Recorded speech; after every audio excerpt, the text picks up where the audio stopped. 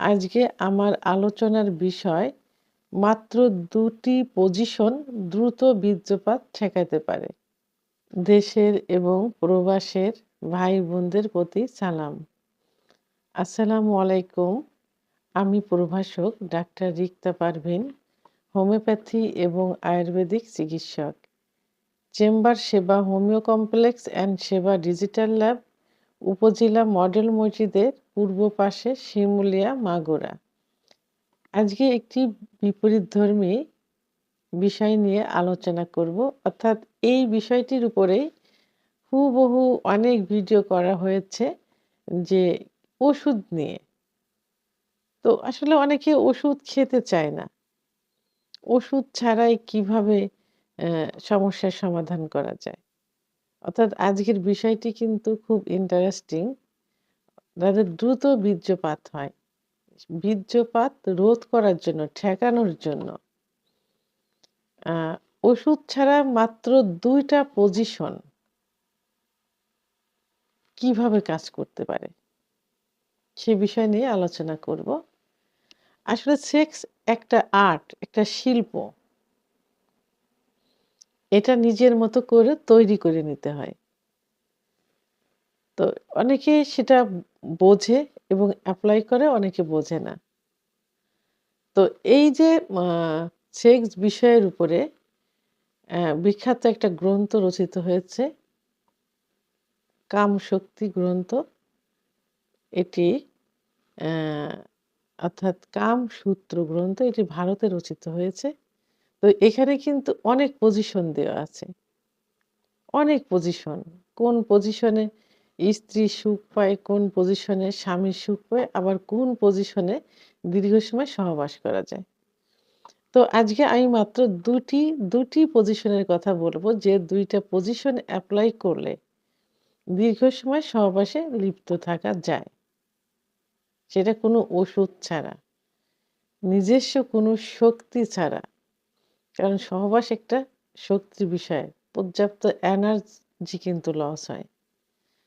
তো সেই ক্ষেত্রে সাধারণত একটা পজিশনই বাঙালি বেশি এপ্লাই করে থাকে। সেটা হলো, যেটা ইসলামও সাপোর্ট করে, সেটা হলো যে স্ত্রী নিচে বেডে শায়িত অবস্থায় থাকবেন আর অ স্বামী উপরে যৌন মিলন, যৌন কার্য সম্পাদন করবেন উপর থেকে। তো এইটা যদি বিপরীতভাবে করা যায়, অর্থাৎ স্বামী নিচেই থাকবেন, বেডে থাকবেন, উপরে স্ত্রী যৌনিকার্য সহবাস করবেন। তো এই পজিশনে যদি সহবাস করা যায়, তাহলে দীর্ঘ সময় কিন্তু সহবাসে লিপ্ত থাকা যায়। কারণ এটাতে স্ত্রীর এনার্জি লস হয়। পুরুষের কিন্তু ওইভাবে এনার্জিটা লস হয় না। যখন এনার্জি লস হয় তখন স্ত্রী কিন্তু কি হয়? নিস্তেজ হয়ে যায় এবং তার দ্রুত বীর্যপাত হয়ে যায়। স্বামীর কিন্তু বীর্যপাত হতে চায় না, সময় লাগে। তবে এই যে পজিশন, উপরের থেকে স্ত্রী সহবাসে লিপ্ত থাকবেন, এর কিছু টেকনিক আছে। অর্থাৎ যখন সহবাসে লিপ্ত থাকবেন স্বামী নিচে, উপরে স্ত্রী, তখন স্ত্রী একটু ঝুঁকে থাকবেন স্বামীর দিকে। একটু ঝুঁকা অবস্থায় থাকতে হবে। এখানে তার মুখ, স্ত্রীর মুখ স্বামীর মুখের অ্যা সামনাসামনি থাকবে, একদম ঝুঁকে। আর স্বামীর কি থাকবে? স্বামীর মাথার নিচে ২ টা বালিশ থাকলে সবথেকে ভালো হয়, যাতে মাথাটা একটু উঁচু অবস্থায় থাকে। আর স্ত্রী সামনের দিকে ঝুঁকে, তার মুখটা একদম তার হাসব্যান্ডের মুখ বরাবর সোজাসুজি থাকবে। আরেকটা হলো যে স্ত্রীর যে ব্রেস্ট, মানে স্তন, স্বামীর একদম ঝুঁকা অবস্থায় থাকতে হবে, মুখ বরাবর থাকতে হবে।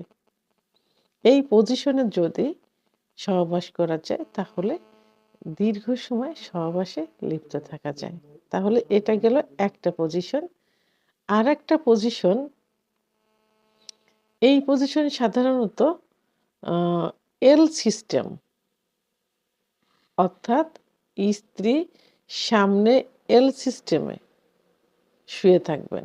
সামনে এল সিস্টেমে, অর্থাৎ এল সিস্টেম, আ বাঁকা হয়ে স্ত্রীর মুখ থাকবে সামনের দিকে, সোজা শুয়ে পা দুটা বাঁকা করে দিল, এল সিস্টেম। পিছনে পিছনে ঠিক একই সিস্টেমে পিছনে স্বামী থাকবে, তার মুখটাও কিন্তু সামনের দিকে থাকবে, অর্থাৎ স্ত্রীর পিছনে সামনের দিকে। স্বামীও এল সিস্টেম হয়ে একই সিস্টেমে শুবে। তাহলে দুজনের মুখই সামনের দিকে, দুজনের মুখই পা সামনের দিকে থাকলো। তো পিছন সাইড দিয়ে স্ত্রীর যোনিপথ দিয়ে স্বামীর যৌন কার্য চালিত করবেন। তো এইভাবে এল সিস্টেমে সহবাস করলে কিন্তু দ্রুত বীর্যপাত রোধ করা যায়, স্বামীর কিন্তু দ্রুত বীর্যপাত হবে না। তাহলে আমরা আজকে 2টা পজিশন অ্যাপ্লাই করলাম।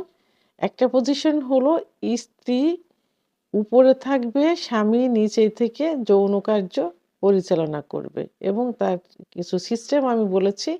আরেকটা হলো এল সিস্টেমে সহবাস করবেন, স্ত্রী সামনে পিছনে হাজব্যান্ড থাকবেন, অর্থাৎ স্বামীও এল সিস্টেম হয়ে শুবেন, পিছন সাইড দিয়ে যৌন কার্য পরিচালনা করবেন। এভাবে দীর্ঘ সময় সহবাসে লিপ্ত থাকা যায়। তো ভিডিওটি সম্পর্কে যদি কোনো মতামত থেকে থাকে অবশ্যই কমেন্টসের মাধ্যমে জানাবেন। আর ভিডিওটি ভালো লাগে